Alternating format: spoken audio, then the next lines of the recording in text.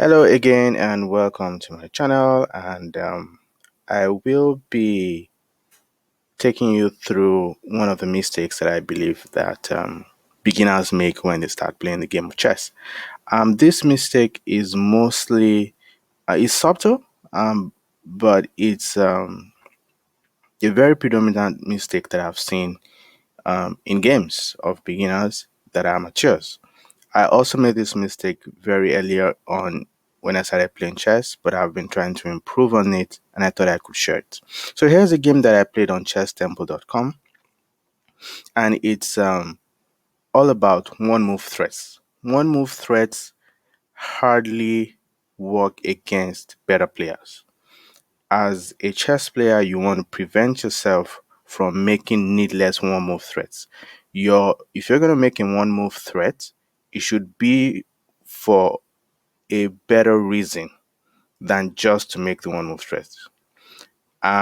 You should do it because you're hoping to get something more than a one move threat. In which case, if your opponent does not react accordingly, then you could take advantage of your one move threat and get a piece up or something like that. However, you don't want to make moves solely on one move threat. So I'll quickly take you through this game in 3 minutes or less and show you why this is a great idea. So my opponent is playing white, I'm playing black.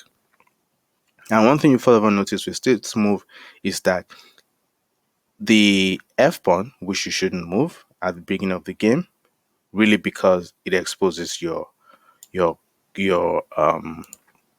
king to this line of attack. And you don't want to do that because at any moment the queen might be able to just jump in and give a check.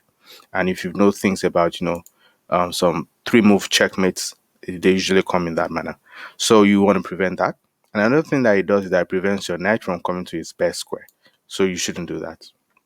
Then I replied by taking control of the center. That's something you should do as a beginner when you're trying to play. One thing you want to say is you want to think about controlling these 4 squares.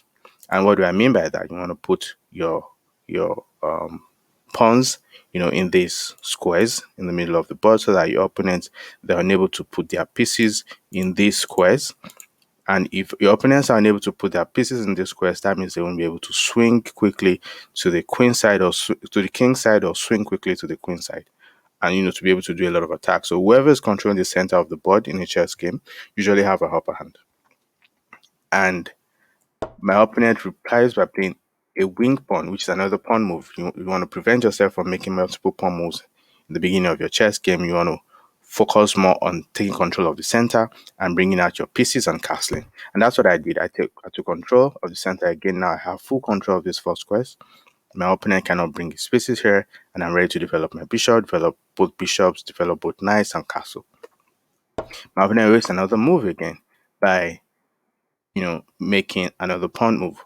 You don't want to do this. You want to make sure that you want to quickly get your king to safety in the beginning of the game. And of course, that's a free pawn, which I took and also developed my bishop at the same time. So I developed my bishop to the square by making a capture. And my opponent does a one move threat. This is the beginning of what this video is about. You want to prevent one move threats.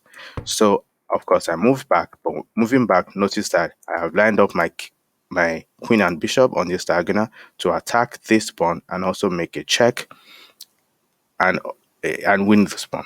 My opponent did not see that, and of course I took advantage of that with a check. My opponent again makes a one move threat, because if you notice that doesn't do anything, you're just making a move threat to take my bishop, which doesn't really work.